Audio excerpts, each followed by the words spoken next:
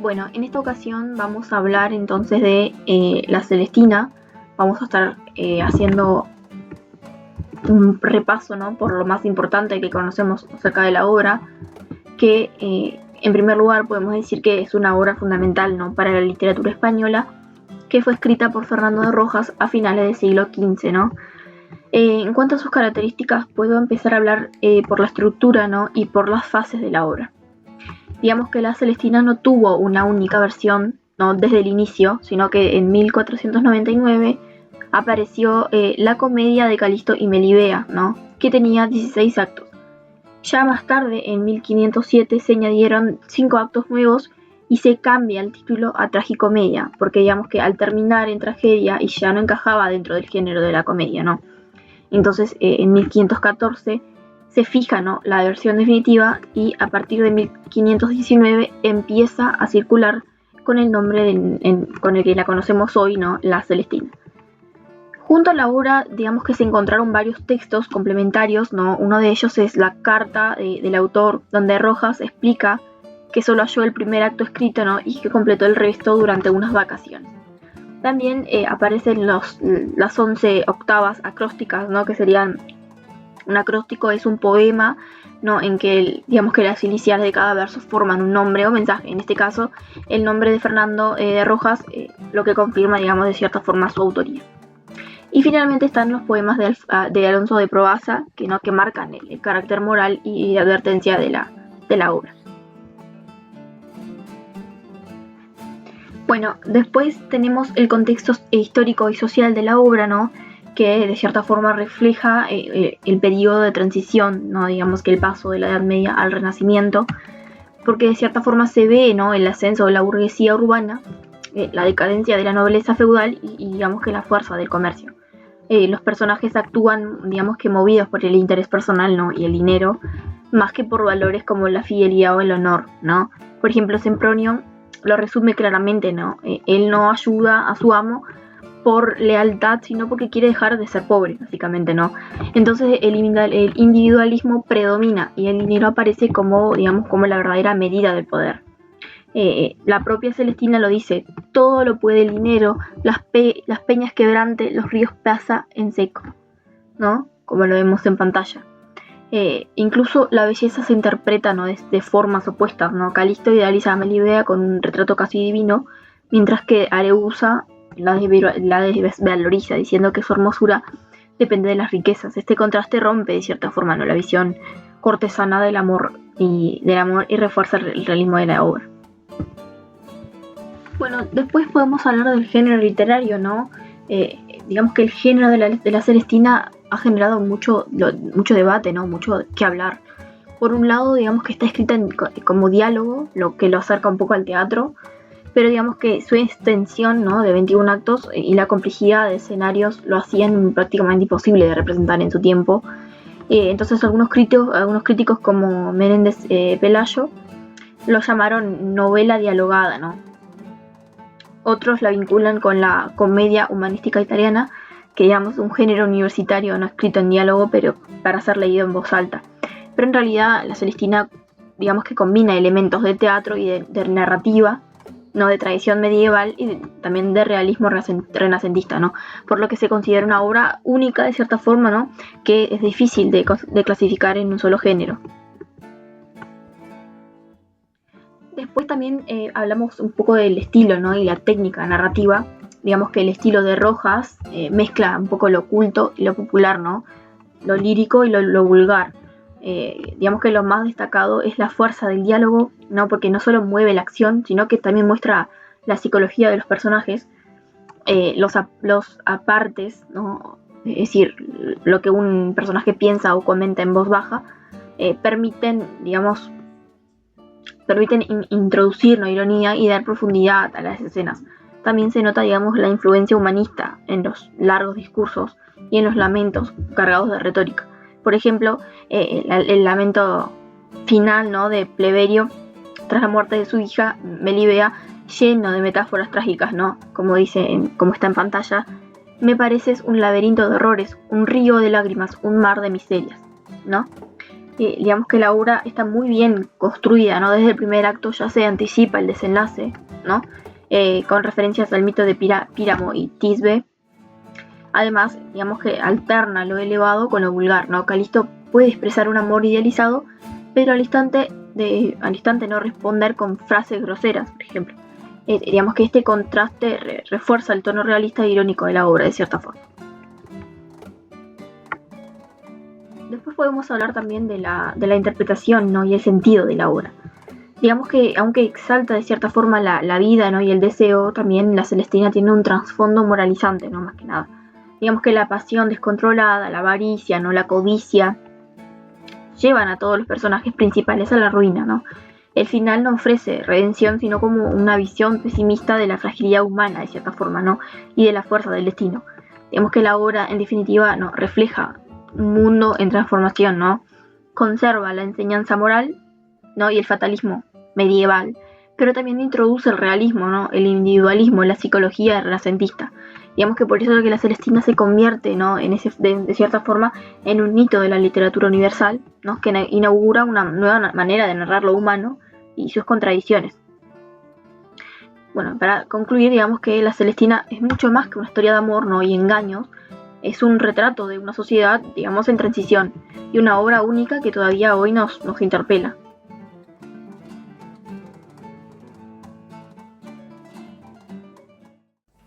Si pensamos en los personajes de la obra, el que más fuerza tiene sin duda que es el de la propia Celestina, que lejos de ser un personaje secundario es, digamos, el motor de la acción y es tan importante que hasta da nombre a la misma obra, ¿no?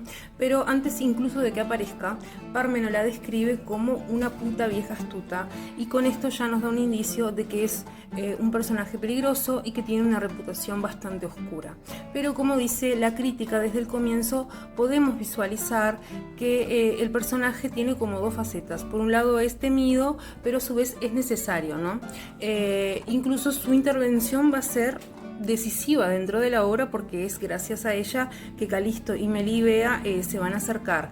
Esto ella lo va a lograr gracias a su discurso hábil, que está lleno de halagos, que es todo envuelto en palabras, que lo mezcla por una parte con la compasión y por supuesto que con la manipulación.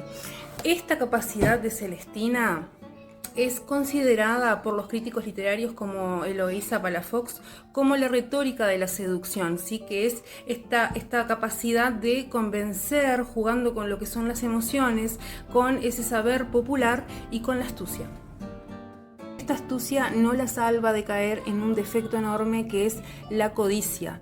En el acto 12, cuando Sempronio y Parmeno llegan a su casa para reclamar su parte del trato, ¿no? Del dinero que les correspondía, ella se niega rotundamente y va a ser a través de esta acción que ella va a ir directamente a lo que es su muerte. En el fondo, entonces, la codicia, digamos que es su verdadero motor. Por otro lado, Celestina tiene un dominio increíble de lo que es el lenguaje, ¿sí? Puede hablar como una persona muy sabia o como la persona más vulgar de toda la obra, valiéndose de lo que son los refranes, los latinismos, las amenazas y por supuesto que las promesas. Ella sabe adaptar, digamos, sus palabras a cada interlocutor, ¿sí? Su discurso es como su principal arma. La Celestina es muchas cosas a la vez, ¿sí?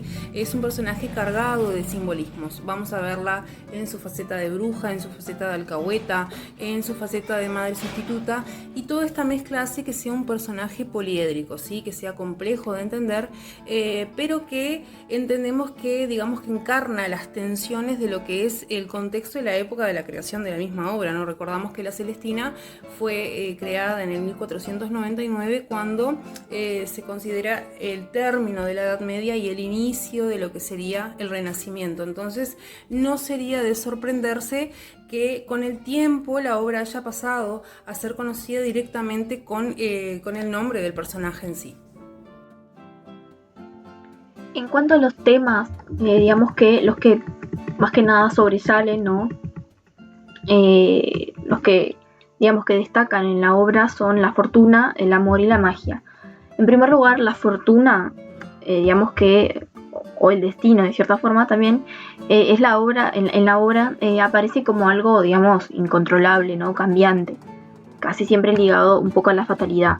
Básicamente lo que nos muestra es que, digamos, que los planes y los sueños de los personajes terminan siempre destruidos de cierta forma, ¿no? Todos ellos son conscientes de que la vida es frágil, ¿no? De que la felicidad y las desgracias están separadas por una línea muy fina, y justamente por eso muchos de ellos se lanzan a disfrutar de los placeres mientras pueden, ¿no? Porque saben que la fortuna es algo inestable y que al final puede ser trágico en cualquier momento. Bueno, después tenemos el amor, ¿no? Digamos que el segundo gran tema es el amor, pero no estamos hablando de un amor idealizado ni perfecto, sino más bien un amor pasional, un amor obsesivo, incluso enfermizo de cierta forma. Digamos que la relación de Calisto y Melibea, por ejemplo, no está marcada por barreras sociales o raciales, ¿no? Imposibles.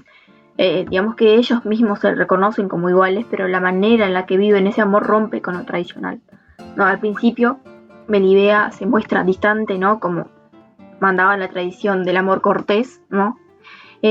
Donde el hombre es un vasallo de la dama. Sin embargo, Calisto no tiene paciencia ni discreción, de cierta forma, ¿no? Él se desespera y por eso recurre a la magia, ¿no? Con la ayuda de Celestina para conseguir lo que él quiere. De hecho, también el amor en la obra parece muchas veces ligado a la obsesión, ¿no? A la enfermedad. Calisto, digamos que lo describe con frases intensísimas, diciendo que dentro de sí siente guerra, tregua, sospechas, pecado, todo a la vez, ¿no? Digamos que, y al mismo tiempo este amor se conecta con la idea del carpe diem, ¿no? El vivir el momento y aprovechar la juventud. Ahí es donde entra Celestina, que le recuerda a Melibea, ¿no? Que su belleza y frescura no son para desperdiciarlas, sino que para disfrutarlas en ese instante de la vida.